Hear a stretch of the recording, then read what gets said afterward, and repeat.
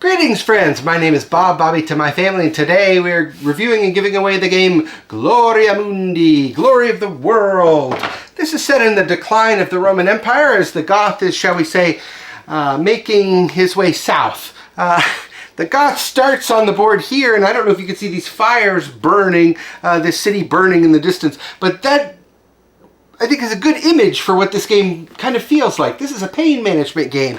It's a get what you can while you can kind of game, and my wife absolutely hated that aspect of it. She doesn't mind other games like that, like in the Year of the Dragon, Stefan Feld, but boy, did she not like it as it was manifest here. So let's dive in and talk a bit about how it works.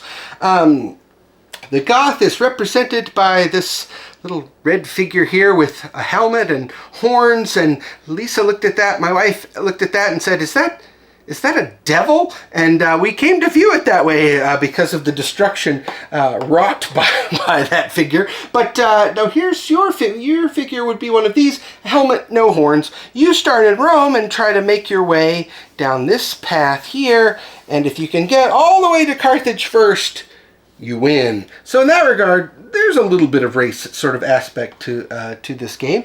If the Goth ever makes it all the way to Rome, the game is over, and whoever is farthest along the track wins.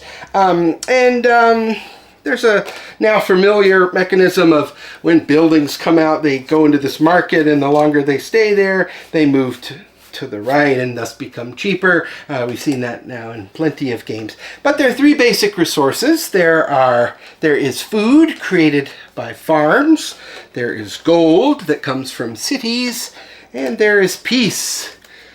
Peace through legions, armies? There we go.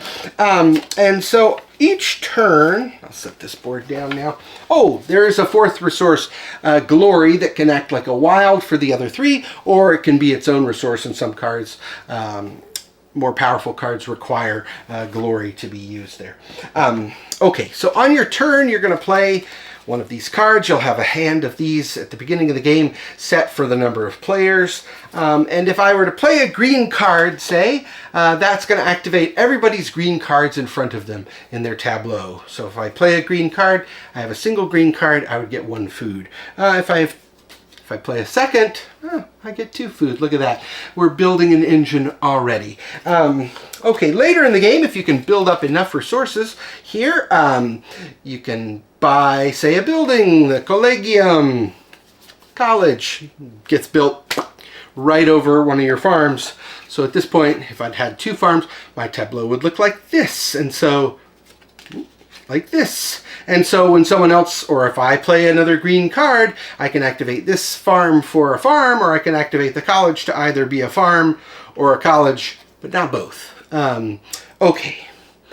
So you're building this tableau in front of you, and there are, of course, cities and armies as well to build in front of you. And here's where the pain comes, because as this Goth advances along this track, if he were to ever come to a green spot on your turn, guess what?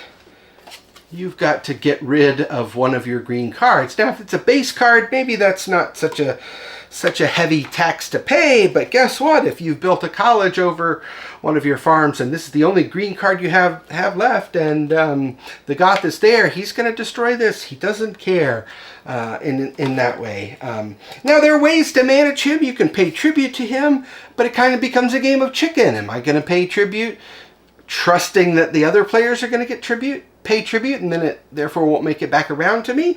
My wife and I played this two-player, and yeah, this probably isn't the best two-player game. I rather liked it, but as I say, my wife did not. These buildings can do some neat things. First of all, most buildings you build, when you build them, they have a little symbol here, these little bullseyes. Those are one-time bonuses that move you along the track toward Carthage, away from Rome, away from the Goth, away from the invasion there. And so that happens then, but then some cards, like throughout the game, for instance, this one, whenever green buildings are activated, this card gives a gold and a step on the track. So those are the kinds of engine cards that are going to help you win.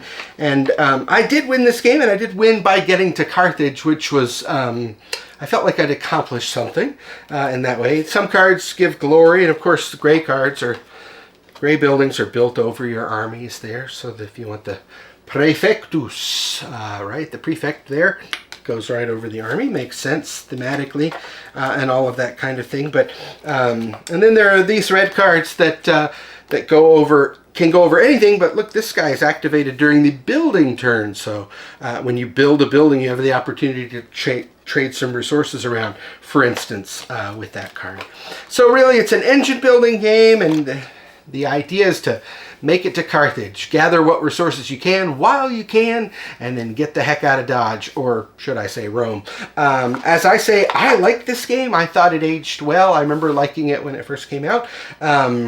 My wife did not. So we have no room in our collection for games like that. We both have to, they have to spark joy in both of us. And that's where you come in. So we will be giving this game away, and all you have to do to win this game is send an email to this address. And the subject, let's have be Gloria Mundi -Goth. G-O-T-H.